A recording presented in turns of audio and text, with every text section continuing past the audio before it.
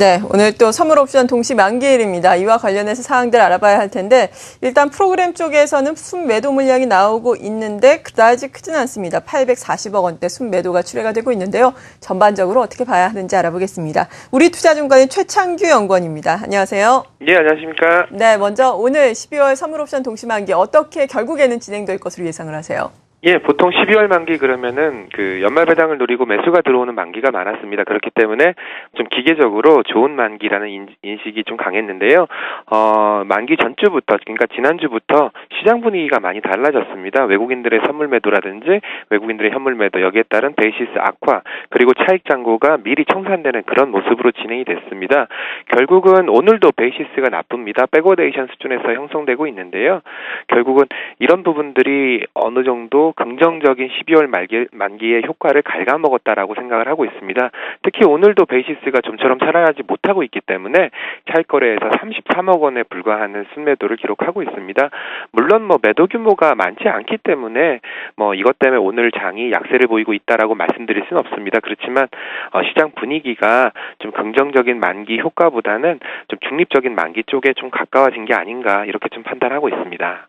네, 그리고 차익 잔고의 동향과 관련해서는 또 스프레드의 동향이 상당히 중요한데 이것과 연관해서는 지금 어떻게 나오고 있나요? 예, 스프레드가 중요한 이유는 스프레드 가격에 따라서 차익 잔고가 롤오버를 선택할지 아니면은 청산을 선택할지 그 판단의 기준이 되기 때문입니다. 그래서 스프레드가 강세를 기록할 경우에는 매도 롤오버가 유리해지기 때문에 차익 잔고가 청산보다는 롤오버를 선택할 가능성이 높고요. 스프레드가 약세를 보일 경우에는 매도 롤오버를 선택하기보다는 만기 당일날 청산을 선택할 가능성이 높기 때문에 시장의 부담 요인으로 작용할 수밖에 없습니다. 어제도 그랬고 오늘도 스프레드 약세가 나타나고 있습니다. 아직까지 이론가 기준으로 해서는 고평가 상황인 것은 분명하지만 스프레드가 외국인들의 매도 롤오버가 적극적으로 진행되면서 스프레드가 조금씩 약세로 전환되고 있기 때문에 이건 역시도 만기의 긍정적인 모습은 아니다라고 판단하고 있습니다.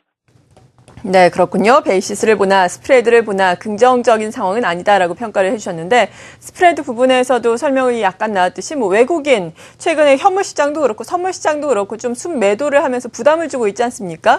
외국인의 매매 동향 수급은 어떻게 보세요? 예.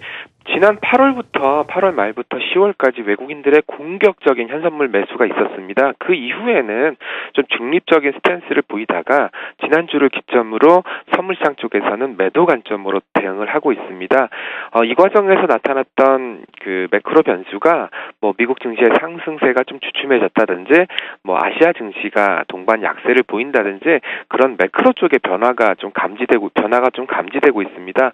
그런 관점에서 본다면 외국인들이 연말이라고 해서 또는 연말 배당을 노린다고 해서 공격적으로 매수세를 전개할 가능성보다는 오히려 좀 리스크 관리라든지 포지션 축소에 주력할 가능성이 높다라고 판단하고 있습니다.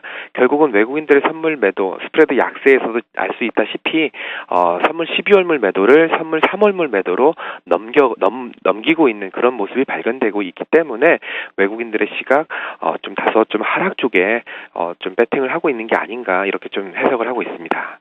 네, 그렇다면 오늘 종가 이전까지 어떤 점들을 확인을 해야 할지 결국에는 어떻게 될 것으로 예상을 하시는지 궁금한데요. 예, 앞서 세 가지 질문에 대한 대답으로서 제가 좀 긍정적인 얘기보다는 좀 부정적인 얘기를 좀 많이 드렸던 것 같습니다.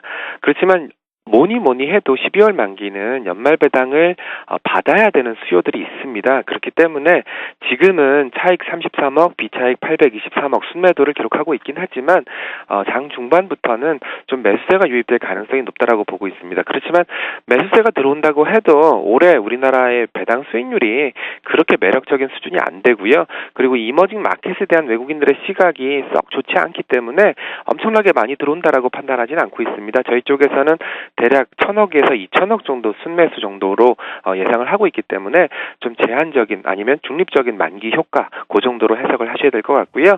만기 이후에는 아무래도 그 배당 쪽에 좀 초점을 맞추셔서 오늘 나왔던 하이트 진로의 뭐 배당 성향이라든지 그런 뉴스에 좀 관심을 가지실 필요가 있지 않나 생각합니다.